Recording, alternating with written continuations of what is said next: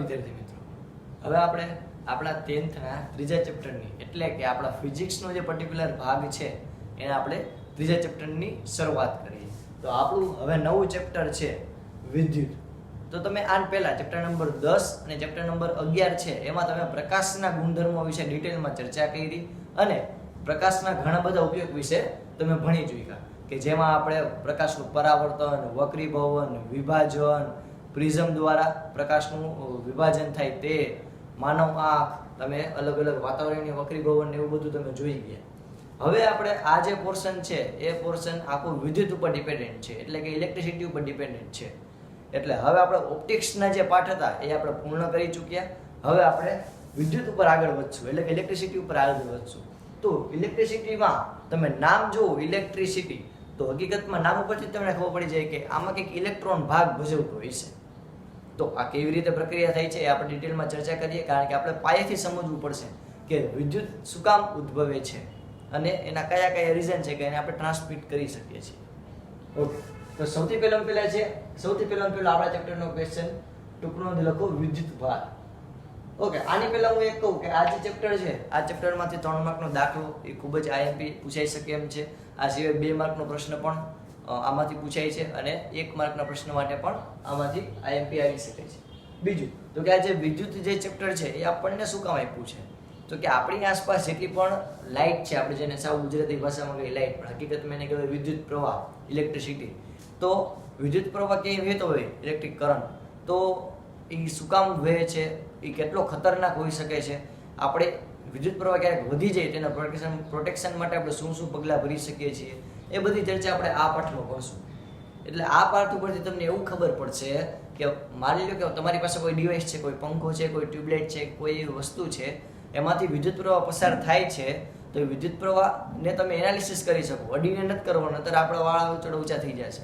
પણ તમારે એ જે વિદ્યુત પ્રવાહ જાય છે તો તમને ક્લિયર થશે કે વિદ્યુત પ્રવાહ કેટલા એમ્પિયરનો ગયો. તમે ચાર્જર છે તો ચાર્જરમાં પણ તમે જોતા હશો કે આટલા વોલ્ટ અને આટલા એમ્પિયર. તો બધું શું છે એ આપણે આ ચેપ્ટરની અંદર ભણીશું. તો ચાલો હવે આપણે આપણા ચેપ્ટરની શરૂઆત કરીએ. આપણા ચેપ્ટરનો સૌથી પહેલો ક્વેશ્ચન છે ટૂંકનો લખો વિદ્યુત ભાર. ઓકે, કોને કહેવાય વિદ્યુત ભાર તો કે આપણે સમજીએ. જો સૌથી પહેલી લાઈન છે વિદ્યુત ભાર એ દ્રવ્યમાનની માફક મૂળભૂત અને આંતરિક ગુણધર્મ છે. ઓકે, વિદ્યુત ભાર શું છે તો કે દ્રવ્યમાનની માફક એટલે કે દળની જેમ, મૂળભૂત એટલે કે ખૂબ પાયાનો અને આંતરિક એટલે કે અંદરનો ગુણધર્મ છે. ઓકે, આ સેન્ટેન્સ શું કહે છે તો કે વિદ્યુત ભાર છે ને કોઈ પણ પદાર્થનો આંતરિક અને મૂળભૂત ગુણધર્મ છે. એટલે કે હું કોઈ પદાર્થને અને વિદ્યુત ભારને અલગ કરી શકું નહીં. તમે વિચાર કરો કે તમારું દળ અને તમે બે અલગ થઈ શકો કોઈ દી? આજે હું છું તો મારું દળ, માની લો કે મારું વજન છે એ 55 કિલો હોય તો 55 કિલો અને હું બે અલગ થઈ શકું? ક્યારેય નહીં. એવું તો કરી શકે નથી કે મારે જેટલી પણ સ્નાયુઓ અને મારા જેટલા પણ મસલ્સ આખું શરીર મારું અલગ થઈ જાય, હું પણ અલગ થઈ જાઉં. અત્યારના જીવતા હોય ત્યારની વાત કરું છું. એવું ક્યારેય શક્ય નથી. તો આપણે દળને ક્યારેય આપણાથી અલગ કરી શકતા નથી. આ લોકો આપણને બહુ વજન લાગે તો આપણે થોડીક વાર સાઈડમાં મૂકી દઈએ આપણું દળ. એવું ક્યારેય શક્ય નથી. તો દળ છે એ પદાર્થનો આંતરિક ગુણધર્મ છે, પદાર્થનો મૂળભૂત અને આંતરિક. જો દળ છે તો જ આપણે ઘણી બધી એક્ટિવિટી કરી શકીએ છીએ. એટલે દળ છે એ મૂળભૂત ગુણધર્મ તો છે જ, સાથે પદાર્થનો આંતરિક ગુણધર્મ છે. એવી જ રીતે વિદ્યુત ભાર છે એ પણ પદાર્થનો મૂળભૂત અને આંતરિક ગુણધર્મ છે. ઓકે, એટલે પેલું સેન્ટેન્સ તમને બધાને ક્લિયર થયું. વિદ્યુત ભાર છે એ દ્રવ્યમાનની માફક મૂળભૂત અને આંતરિક ગુણધર્મ છે. એટલે કે એને આપણે પદાર્થથી અલગ કરી શકતા નથી. એને આપણે પદાર્થથી અલગ ન કરી શકીએ. એ પદાર્થની અંદર ઇનબિલ્ટ જ હોય. ઓકે, ત્યાર પછી તો કે વિદ્યુત ભારના મુખ્ય 2 પ્રકાર છે. કેટલા તો કે 1 અને 2. ના, એમ નહીં. વિદ્યુત ભારના કેટલા પ્રકાર છે? 2. ધન વિદ્યુત ભાર અને ઋણ વિદ્યુત ભાર. એટલે કે પોઝિટિવ અને નેગેટિવ. 2 પ્રકારના વિદ્યુત ભાર આપણે જોવા મળે છે, પોઝિટિવ અને નેગેટિવ. ઓકે, સિલ્કના કાપડ, જો એક તમને ઉદાહરણ આપી કે જેનાથી મદદથી તમને ખબર પડે કે કોઈ વસ્તુ વિદ્યુત ભારિત થઈ. ઓકે, તમે ઘણી વાર એવું અનુભવ્યું છે તમારું જ્યારે વાળ હોય કોરા હોય અને ત્યારે તમે એવા કોઈ દાંતીઓ છે એ ફેરવતા હોય, કોઈ કાસ્કો તમે ફેરવતા હોય અને પછી તમે માથું ઓળી મસ્તીનું કાસ્કાથી કે દાંતિયાથી અને પછી તમે જે તમારો દાંત કે કાસ્કો છે એને કોરા કાગળ સાથે દળશો તો કોરું કાગળ આમ નજીક આવશે. અથવા ક્યારેક તમે જોજો એવું થશે કે ચોમાસામાં કે શિયાળામાં કે ક્યારેક કે તમે જ્યારે આવી રીતે બેઠા હોય ને તમારા જે વાળ હોય એની નજીક કોઈ વસ્તુ આવે, ફોર એક્ઝામ્પલ કોઈ ઓશિકું છે કે કોઈ આપણે કહી શકીએ કે કોઈ સ્કેલ છે કે નજીક આવે તો આપણા વાળ જે આ રૂંવાટી હોય વાળ હોય થોડા ઊંચા થવાના છે, થોડા ખેંચાશે. તો આ બધી ઘટના છે એ વિદ્યુત ભારિત કોઈ પદાર્થ થાય ત્યારેની ઘટના છે, એ આપણે સમજવાની ટ્રાય કરીએ. તો એના માટે સૌથી પહેલા એક મસ્તીનું ઉદાહરણ છે કે સિલ્કના કપડાને કાચના સળિયાથી ઘસવાથી, સિલ્કનું મારી પાસે કાપડ હોય અને હું કાચના સળિયાથી એકદમ ઘસું તો કાચનો સળિયો ધન વીજભારિત થાય છે. એટલે કે જે આ સિલ્કનું કપડું હોય એની સાથે હું કાચના સળિયાને એકદમ ઘસું તો પ્રક્રિયા શું થાય? તો કે જે આ સિલ્કનો જે સળિયો, સિલ્કનું જે કાપડ હોય એ જે આ કાચનો સળિયો હોય ને, કાચનો સળિયો એની અંદરથી બધા ઇલેક્ટ્રોન ખેંચી લે. ઓકે, તમે જો પહેલા એ સમજાવ્યું, કોઈ પણ પદાર્થ તટસ્થ હોય તો તટસ્થ ક્યારે હોય? તટસ્થ એટલે કે બહુ શૂન્ય ક્યારે હોય? તો કે એમાં જેટલા પોઝિટિવ હોય એટલા જ નેગેટિવ હોય. માની લો કે હું અત્યારના સ્થિર છું તો શું કામ છું? તો કે જેટલું ઉપરથી બળ લાગે છે એટલું જ નીચેથી બળ લાગે છે, જેટલું આગળથી બળ લાગે છે એટલું જ પાછળથી બળ લાગે છે. તો બધી બાજુથી મારું બળ સંતુલિત હોય તો હું કેવો હોઈશ? સ્થિર. એવી જ રીતે જ્યારે કોઈ પણ પદાર્થ હોય એને જેટલા પોઝિટિવ નોર્મલ અવસ્થાની અંદર જેટલા પોઝિટિવ આયન હોય એટલા જ કેટલા હોય? Negative ion. જેટલા પોઝિટિવ એટલા જ નેગેટિવ. પણ તમે જ્યારે એને કોઈ સાથે ઘસો, કોઈ પ્રક્રિયા કરો તો એમાંથી અમુક ઇલેક્ટ્રોનની આદાન પ્રદાન થાય. તો ઇલેક્ટ્રોન ઘટે તો પદાર્થ ધન વીજભારિત થાય અને ઇલેક્ટ્રોન વધે તો પદાર્થ ઋણ વીજભારિત થાય, જે તમે કેમિસ્ટ્રીમાં ભણો છો એમ. તો અહીંયા જો આ માની લો કે એક સિલ્કનું આખું કાપડ છે, એમાં કાચનો સળિયો છે. તો શરૂઆતમાં તો આમાં જેટલા પોઝિટિવ નેગેટિવ હશે, આમાં 3 પોઝિટિવ ને 3 નેગેટિવ આપણે અત્યારે રાખ્યા. હવે તો કે તમે જ્યારે જે સિલ્કનું કાપડ છે એની અંદર સળિયાને ઘસશો એટલે થશે શું? તો કે ઘસવાથી ઇલેક્ટ્રોન છે એ સિલ્કના કાપડની અંદર વહી જશે. આ 3 ઇલેક્ટ્રોન ક્યાં વહી ગયા? સિલ્કના કાપડમાં. તો હવે આમાં કોણ વધ્યું? ખાલી પોઝિટિવ વસ્તુ જોઈ હતી, ખાલી પોઝિટિવ આયન જોઈ દો. તો એનો મતલબ શું થયો? કે જે કાચનો જે સળિયો હતો એ કેવો થયો? ધન વીજભારિત થયો. આઈ રિપીટ, શું કર્યું આપણે? તો કે જો એક સિલ્કનું કાપડ હોય, આ સિલ્કના કાપડની સાથે હું એક કાચનો સળિયો ઘસવાની ટ્રાય કરું, કાચનો જે સળિયો છે એને સિલ્કના કાપડ સાથે ઘસવાની ટ્રાય કરું. તો જો પહેલી અવસ્થામાં એટલે કે નોર્મલ અવસ્થા છે ત્યારે જેટલા પોઝિટિવ આયન છે એટલા જ નેગેટિવ આયન છે. પણ તમે જ્યારે સિલ્કના કપડા સાથે કાચના સળિયાને ઘસો તો ઇલેક્ટ્રોનની આપલે એટલે કે આના જે ઇલેક્ટ્રોનને ઘસવાથી અહીંયા નીચે વહી જાય સિલ્કમાં. આમાં કાચના સળિયામાંથી ઇલેક્ટ્રોન વહી ગયા તો કોણ વધ્યું? ખાલી ધન વીજભાર વધ્યું. એટલે આપણે એમ કહી શકીએ કે કાચના સળિયાને સિલ્કના કપડા સાથે ઘસવાથી કાચનો સળિયો ધન વીજભારિત થાય છે. ઓકે, આ સિવાય આપણે બીજું ઉદાહરણ પણ આપણી સમક્ષ જોઈએ. બીજું ઉદાહરણ છે કે ઊનના કપડા સાથે પ્લાસ્ટિકનો સળિયો ઘસવાથી સળિયો છે એ કેવો? ઋણ વીજભારિત થશે. એટલે કે મારી પાસે એક ઊનનું કાપડ છે, આ ઊનનું કાપડ, આ ઊનના કાપડ સાથે હું પ્લાસ્ટિકનો સળિયો ઘસું છું. આ પ્લાસ્ટિકનો સળિયો છે, ઊનના કપડા સાથે પ્લાસ્ટિકનો સળિયો ઘસું છું તો થશે શું? તો કે અહીંયા પહેલા તો પોઝિટિવ નેગેટિવ ઇલેક્ટ્રોન હશે કાચના સળિયામાં. એવી રીતે આ ઊનના સળિયા, ઊનનું જે કાપડ હશે એમાં પણ હશે. હવે તો કે તમે જ્યારે ઊનના કપડા સાથે પ્લાસ્ટિકનો સળિયો એકદમ ઘસો તો થાય શું? તો કે આયા જે ઇલેક્ટ્રોન હોય એ બધા કાચના સળિયામાં વહી જશે. તો કાચના સળિયામાં ઇલેક્ટ્રોન છે, ઇલેક્ટ્રોન પ્લાસ્ટિકના સળિયામાં ઇલેક્ટ્રોન છે, ઇલેક્ટ્રોનની સંખ્યા વધી કે ઘટી? તો કે પહેલા કરતા જેટલા ઊનના ઇલેક્ટ્રોન હતા એ પણ કાચ પ્લાસ્ટિકના સળિયામાં વહી ગયા. એટલે આ ઇલેક્ટ્રોનની સંખ્યા પ્લાસ્ટિકના સળિયામાં શું થઈ? વધી. એટલે આપણે એવું કહી શકીએ કે જે સળિયો છે એમાં ઇલેક્ટ્રોન વધી ગયા એટલે ઋણ વીજભારિત થયો. આ સિવાય આપણે પ્રવૃત્તિ દ્વારા પણ સમજી શકીએ છીએ કે ક્યારેક કોઈ પદાર્થ કેવો ધન વીજભારિત થાય, ક્યારે ઋણ વીજભારિત થશે. આ સિવાય આપણે ચર્ચા કરીએ તો કે જો પ્રોટોન છે, પ્રોટોન ધન વીજભાર ધરાવે છે, જે તમને ઓલરેડી ખબર છે કે આપણે લખી જ છીએ કે પ્રોટોન P તો P+ એવું આપણે લખીએ છીએ.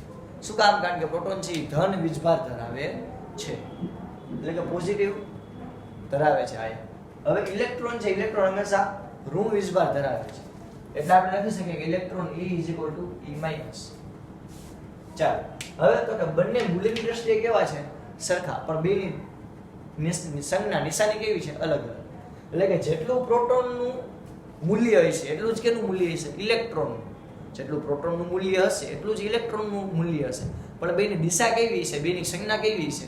વિરુદ્ધ. એટલે કે પ્રોટોન પોઝિટિવ તો ઇલેક્ટ્રોન નેગેટિવ, તો જ બે વચ્ચે આકર્ષણ થાય, તો જ પ્રોટોન ને ઇલેક્ટ્રોન જકડી રાખે છે. એટલું ક્લિયર?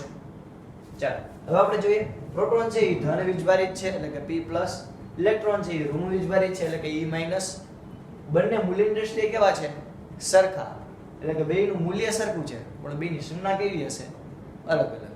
ચાલો હવે કોઈ પદાર્થ ઇલેક્ટ્રોન ગુમાવે તો એ ધન વીજભારિત થાય, કોઈ પણ પદાર્થ ઇલેક્ટ્રોન ગુમાવશે તો એ કેવો થાય ધન વીજભારિત. ઓકે તમને ખબર નહીં, ખબર હોય કે નહીં પણ હું તમને ખબર પાડી દઉં કે તમને ખબર છે કે નહીં. ચાલો હવે આપણે જોઈએ ઇલેક્ટ્રોન ગુમાવે તો ધન વીજભારિત કોઈ પદાર્થ કેવી રીતે થાય. તો કે જો આ માની લો કે કોઈ ધાતુ તત્વ છે એમાં 3 પ્રોટોન છે, એની ફરતે પહેલી કક્ષામાં 2 ઇલેક્ટ્રોન સમાશે, બીજી કક્ષામાં 1 ઇલેક્ટ્રોન સમાશે. તો જો આ સંતુલિત અવસ્થામાં 3 પ્રોટોન છે અને 3 ઇલેક્ટ્રોન છે કોઈ તત્વની અંદર. હવે તો કે માની લો કે અહીંયાથી કોઈ એક ઇલેક્ટ્રોન ગુમાવ્યો એટલે આ પદાર્થ ઇલેક્ટ્રોન ગુમાવ્યો, એક ઇલેક્ટ્રોન શું કર્યો ગુમાવ્યો, તો હવે અહીંયા કેટલા ઇલેક્ટ્રોન થઈ ગયા 2. તો 3 પ્રોટોન છે અને 2 ઇલેક્ટ્રોન છે. તો જો આ 3 પ્રોટોન અને 2 ઇલેક્ટ્રોન, તો આ બે પ્લસ માઈનસ સંતુલિત થઈ ગયા, આ બે પ્લસ માઈનસ સંતુલિત થઈ ગયા. વધ્યું કોણ પ્લસ. તેનો મતલબ શું થયો તો કે હવે આ જે સંજ્ઞા બની એની અંદર આ પોઝિટિવ આયનનું વર્ચસ્વ વધી ગયું એટલે કે ખાલી એક આયન વધ્યો. એટલે આપણે લખીએ છીએ કે જ્યારે કોઈ પણ પદાર્થ ઇલેક્ટ્રોન ગુમાવે તો એ કેવો થાય ધન વીજભારિત થાય છે. ઓકે આના કરતા આપણે ઊંધી પ્રોસેસ કરીએ કે મારી પાસે કોઈ એક પદાર્થ છે,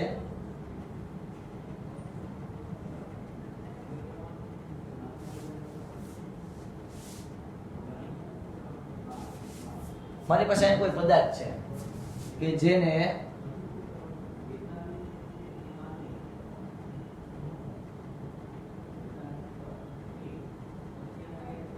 નવ પ્રોટોન છે અને 9 ઇલેક્ટ્રોન છે. તો સંતુલિત અવસ્થા હશે શરૂઆતમાં 9 પ્રોટોન છે અને 9 ઇલેક્ટ્રોન છે. સિમ્પલ.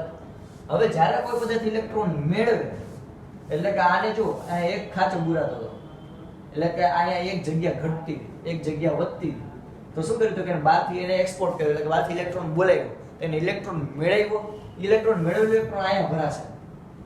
તો હવે ઇલેક્ટ્રોન કેટલા થઈ ગયા 10 થઈ ગયા, 10 ઇલેક્ટ્રોન થઈ ગયા. તો 9 પ્રોટોન ને 9 ઇલેક્ટ્રોન છે એ સંતુલિત નાખશે. છેલ્લે વધ્યો કોણ એક નેગેટિવ આયન. એનો મતલબ શું થયો તો કે ઇલેક્ટ્રોન જે કોઈ પણ પદાર્થ મેળવે એ કેવો હશે ઋણ વીજભારિત હશે. આઈ રિપીટ, જ્યારે કોઈ પદાર્થ ઇલેક્ટ્રોન ગુમાવે તો એ ધન વીજભારિત એટલે કે પોઝિટિવ થાય, કોઈ ગુમાવે તો એ પોઝિટિવ થાય. કોઈ પદાર્થ ઇલેક્ટ્રોનનું દાન કરે, ઇલેક્ટ્રોન ગુમાવે તો એ પોઝિટિવ થાય, અને કોઈ ઇલેક્ટ્રોન મેળવે તો એ કેવો થાય નેગેટિવ. તમે વિચાર કરો કે કોઈ વ્યક્તિ હોય એ સમાજની અંદર દાન કરશે તો એની ઇમેજ છે એ સારી બનશે એટલે કે એ પોઝિટિવ થશે, અને કોઈ જે છે એ નકરી ભીખ જ મેગા કરે છે છતાં પણ ભીખ જ મેગા કરે છે, રોદડામાં રહી રાખે છે, તો એની સમાજમાં ઇમેજ કેવી થશે નેગેટિવ. એમ તમે યાદ રાખી શકો છો. તો અહીંયા કોઈ પદાર્થ ઇલેક્ટ્રોન ગુમાવે તો એ ધન વીજભારિત છે, ઇલેક્ટ્રોન મેળવે તો ઋણ વીજભારિત થાય. હવે વિજાતીય વિદ્યુતભાર એકબીજાને આકર્ષે. વિજાતીય એટલે તમને બધાને ખબર જ છે. વિજાતીય એટલે તો કે અલગ અલગ સંજ્ઞાવાળા એટલે કે પ્લસ અને માઈનસ. તો આ બે વચ્ચે શું થશે આકર્ષણ. ઓબીએસ વચ્ચે પ્લસ અને માઈનસ બે વચ્ચે શું થાય આકર્ષણ. હવે સજાતીય વિદ્યુતભાર, સજાતીય એટલે એક સરખી વિદ્યુતભાર ધરાવે. તો સજાતીય વિદ્યુતભાર વચ્ચે શું થાય અપાકર્ષણ એટલે કે પ્લસ પ્લસ અથવા તો માઈનસ માઈનસ. જ્યારે આવી કોઈ સંજ્ઞા હોય એટલે કે ઇલેક્ટ્રોન ઇલેક્ટ્રોન તમે ભેગા કરો તો એ બે વચ્ચે અપાકર્ષણ થાય, બે વચ્ચે આકર્ષણ થાય નહીં. પોઝિટિવ પોઝિટિવ વચ્ચે અપાકર્ષણ થાય. ઓકે, જ્યારે આકર્ષણ કોની વચ્ચે થાય તો કે પ્રોટોન અને ઇલેક્ટ્રોન અથવા તો પોઝિટિવ અને નેગેટિવ આયન વચ્ચે. તો આ થયું વિદ્યુતભાર ક્યારે આકર્ષે ક્યારે ન આકર્ષે. આ થયું ઇલેક્ટ્રોન ગુમાવે તો ધન વીજભારિત થાય, ઇલેક્ટ્રોન મેળવે તો ઋણ વીજભારિત થાય. ઓકે, હવે વિદ્યુતભાર છે એટલે કે એને ઇંગ્લિશમાં વચ્ચે છે ચાર્જ. વિદ્યુતભારનો ઇંગ્લિશ થાય છે ચાર્જ, ઇલેક્ટ્રિક ચાર્જ પૂરેપૂરું નામ. વિદ્યુતભાર એટલે કે એનું ઇંગ્લિશ થાય છે ઇલેક્ટ્રિક ચાર્જ. હવે ઇલેક્ટ્રિક ચાર્જ છે એને કેના વડે દર્શાવે તો કે એને સ્મોલ q વડે દર્શાવે. કેના વડે સ્મોલ q. સ્મોલ ક્યુ વડે દર્શાવવામાં આવે છે. ઓકે, એસઆઈ એકમ એટલે કે સ્ટાન્ડર્ડ ઇન્ટરનેશનલ એકમ એટલે કે તમે અહીંયા હોય તોય ભલે, વિદેશ હોય તોય ભલે, ક્યાંય પણ હોય તો ભલે, પણ આ ચાર્જનો એક જ એકમ છે ફિક્સ, કયો? તો કે કુલમ. કુલમ એટલે કે કુલમનો પહેલો જ અક્ષર સી થાય એટલે કે સી થી લખાય છે પણ એને વચાય કુલમ. ઓકે, શું કામ કુલમ? તો કે કુલમ નામના એક વૈજ્ઞાનિક થઈ ગયા કે જેને કુલમનો નિયમ આપ્યો, જેની મદદથી જે કોઈ પણ ફિઝિશિયન છે એ વિદ્યુત ભારને બહુ સારી રીતે સમજી શકે છે. અને ઘણી બધી એવી ઘટનાઓ હતી કે જેને સોલ્વ કરવા માટે કુલમ જે છે, કુલમ નામના વૈજ્ઞાનિક, એમનો બહુ સારો એવો ફાળો હતો. એટલે કે વિદ્યુત ભાર ઉપર ઘણું બધું રિસર્ચ કર્યું હતું. એટલે એના માનમાં આપણે જે ચાર્જ એટલે કે ઇલેક્ટ્રિક ચાર્જ છે એનો એસઆઈ એટલે કે ઇન્ટરનેશનલ એકમ, સ્ટાન્ડર્ડ ઇન્ટરનેશનલ એકમ કુલમ સી રાખીએ છીએ. આ સિવાય તો કે ઇલેક્ટ્રોનનો વિદ્યુત ભાર, ઇલેક્ટ્રોનનો વિદ્યુત ભાર કેટલો છે? તો કે 1.6 ગુણ્યા 10⁻19. ખાસ યાદ રાખજો, આ ખાસ તમારા મગજમાં છપાઈ જવું જોઈએ. શું? તો કે ઇલેક્ટ્રોનના વીજભારનું મૂલ્ય, ઇલેક્ટ્રોન કેટલો વિદ્યુત ભાર, કેટલો ચાર્જ ધરાવે છે?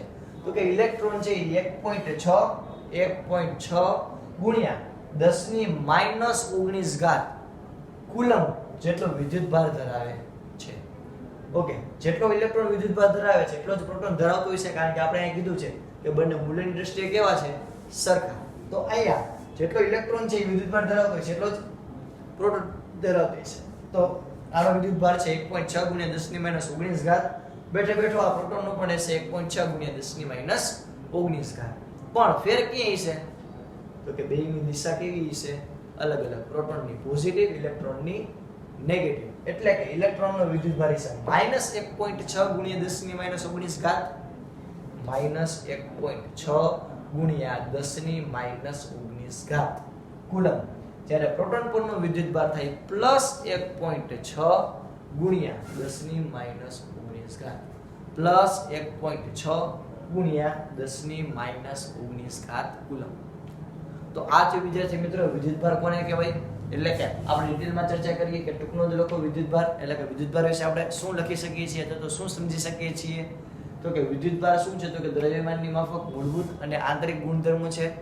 એટલે કે એને કોઈ પદાર્થથી અલગ કરી શકાતો નથી. આપણે એના ઉદાહરણ જોયા. બે પ્રકારના વિદ્યુતભાર છે, પોઝિટિવ અને નેગેટિવ. આ સિવાય તો કે પ્રોટોન છે ધન વિદ્યુતભાર ધરાવે, ઇલેક્ટ્રોન છે એ ઋણ વિદ્યુતભાર ધરાવે. બંને મૂલ્યની દ્રષ્ટિએ કેવા છે? સરખા. કોઈ પદાર્થ ઇલેક્ટ્રોન ગુમાવે તો ધન વીજભારિત થાય, ઇલેક્ટ્રોન મેળવે તો ઋણ વીજભારિત થાય. વિદ્યાર્થી એટલે કે અલગ અલગ હોય, પોઝિટિવ અને નેગેટિવ, તેની વચ્ચે આકર્ષણ થાય. પોઝિટિવ પોઝિટિવ, નેગેટિવ નેગેટિવ, એની વચ્ચે શું થાય? અપાકર્ષણ થાય. અને આ સિવાય વિદ્યુતભાર છે એને ચાર્જ, ઇલેક્ટ્રિક ચાર્જ વડે દર્શાવવામાં આવે છે. એને સ્મોલ ક્યુ વડે આપણે લખીએ છીએ. એનો એસઆઈ એકમ છે કુલમ સી. ઇલેક્ટ્રોનનો વિદ્યુતભાર -1.6 ગુણ્યા 10⁻19 કુલમ અને પ્રોટોનનો વિદ્યુતભાર +1.6 ગુણ્યા 10⁻19 કુલમ. તો આ થઈ આપણા વિદ્યુતભાર વિશેની ચર્ચા. હવે આપણે આગળ એક ચર્ચા કરીએ મુક્ત ઇલેક્ટ્રોન કોને કહેવાય? જે ઘણીવાર પ્રશ્ન પૂછે કે મુક્ત ઇલેક્ટ્રોન એટલે શું? મુક્ત ઇલેક્ટ્રોન કોને કહેવાય? મુક્ત ઇલેક્ટ્રોન તો કે ધાતુ હોય, ધાતુ તત્વની અંદર ઘણા બધા પરમાણુ હોય છે. ફોર એક્ઝામ્પલ, મારી પાસે આવો કોઈ એક દાગીનો છે, આવો કોઈ એક પદાર્થ છે. તો આ ધાતુનો આખો બનેલો પદાર્થ છે એની અંદર ઘણા બધા અણુઓ, પરમાણુઓ હશે, અસંખ્ય, ઘણા બધા, આપણે ગણી ન શકીએ એટલે. તો આ ઘણા બધા અણુ પરમાણુ હોય છે. પરમાણુની અંદર પણ પ્રોટોન અને ઇલેક્ટ્રોન હશે. તો ધાતુ તત્વની અંદર જે ઇલેક્ટ્રોન હોય અને પ્રોટોન હોય, બે વચ્ચેનું આકર્ષણ છે એ પ્રમાણમાં બહુ ઓછું હોય. એટલે કે આ જે ધાતુ તત્વ છે એને હું ઝૂમ કરું, ધાતુ તત્વને મેં ઝૂમ કર્યું તો એક આ સપાટી જોવા મળશે. જો અહીંથી મેં એક સપાટીને ધ્યાનમાં લીધી, આ એક સપાટીને ફરી પછી હું ઝૂમ કરું તો આની અંદર ઘણા બધા અણુ પરમાણુ આવી રીતે એકબીજાની ખૂબ જ નજીક આવેલા હશે. આવું હશે. ઓકે, આને હજી હું ઝૂમ કરું તો આની અંદર હશે પ્રોટોન અને ઇલેક્ટ્રોન. આઈ રિપીટ, એક ધાતુ તત્વને ધ્યાનમાં લીધું, એમાંથી કોઈ એક સપાટીને ધ્યાનમાં લઉં, એ એક સપાટીમાં રહેલા અણુ પરમાણુઓને ધ્યાનમાં લઉં, એ અણુ પરમાણુને પણ હું ઝૂમ કરું તો છેલ્લે શું હશે? પ્રોટોન અને ઇલેક્ટ્રોન. તો આ પ્રોટોન અને ઇલેક્ટ્રોન છે એ બે વચ્ચેનું આકર્ષણ ફક્ત ધાતુ તત્વની હું વાત કરું છું કે ધાતુ તત્વમાં પ્રોટોન અને ઇલેક્ટ્રોન વચ્ચેનું આકર્ષણ એ પ્રમાણમાં ઓછું હોય છે, એટલે કે પ્રમાણમાં થોડુંક ઓછું હોય છે, નિર્બળ હશે હું કહી શકું. એટલે આ જે ઇલેક્ટ્રોન છે એને પ્રોટોનનું આકર્ષણ ઓછું હોય તો ઇલેક્ટ્રોન બીજે જવાની તૈયારી રાખે, કારણ કે જો આ ઇલેક્ટ્રોન જે આ પ્રોટોન અહીંયા ઇલેક્ટ્રોન હોય, અહીંયા બીજો ઇલેક્ટ્રોન હોય, અહીંયા ત્રીજો ઇલેક્ટ્રોન હોય, આવી રીતે જો ઇલેક્ટ્રોન એકબીજાની નજીક નજીક આવેલા છે, હવે જો એનો પ્રોટોન છે એને બાંધી ન રાખે ઇલેક્ટ્રોન છટકીને બીજે વયો જવાનો. રેડી? ઇલેક્ટ્રોન કોઈના કહિયામાં છે ને છાપામાં આપણે જાહેરાત આપવી પડે કે અમારો દીકરો અમારા કહિયામાં નથી. આયા જો કે ઇલેક્ટ્રોન છે એને એમાં પ્રોટોનનું આકર્ષણ જો ઓછું લાગશે તો ઇલેક્ટ્રોન કહિયામાં નહીં રહે, એટલે કે ઇલેક્ટ્રોન ત્યાંથી છૂટો થઈ અને આ જે ધાતુ તત્વ હોય એમાં ગમે ને આટા મારશે. એવી રીતે એક નહીં આવો ઘણા બધા ઇલેક્ટ્રોન છે, તો આવા ઘણા બધા ઇલેક્ટ્રોન છે એ ધાતુ તત્વોની અંદર મુક્ત રીતે અસ્તવ્યસ્ત ગતિ કરતા હોય છે, અસ્તવ્યસ્ત ગતિ કરતા હોય. તો અહીં આપણે શું સમજ્યા તો કે જે પરમાણુ જો ધાતુ તત્વ હોય, ધાતુ તત્વની અંદર પ્રોટોન અને ઇલેક્ટ્રોન વચ્ચે નિર્બળ આકર્ષણ હોય છે અથવા તો પ્રબળ આકર્ષણ હોતું નથી.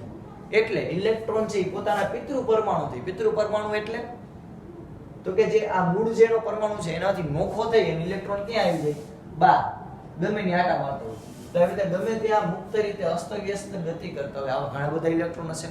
તો આવા ઘણા બધા ઇલેક્ટ્રોન છે એ ધાતુ તત્વની સપાટી ઉપર મુક્ત રીતે અસ્તવ્યસ્ત ગતિ કરતા હોય છે. આ સપાટીની વાત કરી, બાકી ધાતુ તત્વની અંદર પણ અમુક ઇલેક્ટ્રોન અસંખ્ય સંખ્યાની અંદર અસ્તવ્યસ્ત ગતિ કરતા હોય છે. આ અસ્તવ્યસ્ત ગમે એમ ગતિ કરતા હોય છે. તો આ થઈ મુક્ત ઇલેક્ટ્રોનની વાત. તો ધાતુ તત્વની અંદર આ મુક્ત ઇલેક્ટ્રોન છે એને લીધે જ વિદ્યુત પ્રવાહનું નિર્માણ થાય છે, એટલે કે એને લીધે જ જે કરંટ છે આપણો એનું નિર્માણ થાય છે. શું કામ? કારણ કે તમે આ જે અસ્તવ્યસ્ત ગતિ કરતા હોય એ ઇલેક્ટ્રોનને તમે એક જ દિશામાં વાળી દો તો બધા એક જ દિશામાં જશે, તો બધા એક જ દિશામાં જાય તો આપણને વિદ્યુત પ્રવાહ મળશે. કેવી રીતે આપણે હમણાં આગળ જોઈએ, પણ આટલું એક ક્લિયર રાખો. ઓકે, તો અહીંયા મુક્ત ઇલેક્ટ્રોનને લીધે જ વિદ્યુત પ્રવાહનું નિર્માણ થાય છે ધાતુ તત્વની અંદર. આ સિવાય હવે આપણે ચર્ચા કરીએ અધાતુની અંદર. તો અધાતુમાં આવા પ્રમાણમાં મુક્ત ઇલેક્ટ્રોન હશે નહીં. અધાતુ એટલે કે લાકડું છે, રબર છે, એમાં બહુ સારા એવા પ્રમાણમાં મુક્ત ઇલેક્ટ્રોન હશે નહીં. એને લીધે વિદ્યુત પ્રવાહનું નિર્માણ થશે નહીં. એટલે જોજો તમે કોઈ આપણે રબરના વાયર જોયા ન હોય, વાયર ઉપર તમે રબરનું પડ સાંભળ્યું છે પણ કોઈ રબરના વાયર હશે નહીં. શું કામ? કારણ કે એ અધાતુ તત્વ છે, ઇલેક્ટ્રોનનું વહન કરતા નથી. ઓકે, એટલે આ થયું મુક્ત ઇલેક્ટ્રોન વિશેની ચર્ચા. આપણે અગેન આ સેશનની અંદર આપણે વિદ્યુત પ્રવાહ ને આપણે પાઠની શરૂઆત કરતા હતા, એટલે એના માટે આપણે વિદ્યુત ભારની આપણે પહેલા તો ડિટેલમાં માહિતી લીધી. એનો એકમ શું, કેવી રીતે ઉત્પન્ન થાય, શું રિલેશન છે બેના, મૂલ્ય કેટલા, એનો એકમ કેટલો, ક્યારે ધન વીજભારિત થાય, ક્યારે ઋણ વીજભારિત થાય, આપણે બધી ડિટેલમાં ચર્ચા કરી. આ સિવાય આપણે મુક્ત ઇલેક્ટ્રોન કોને કહેવાય એના વિશે પણ આપણે ચર્ચા કરીએ. ઓકે, આટલું આપણે અત્યારે રાખીએ છીએ.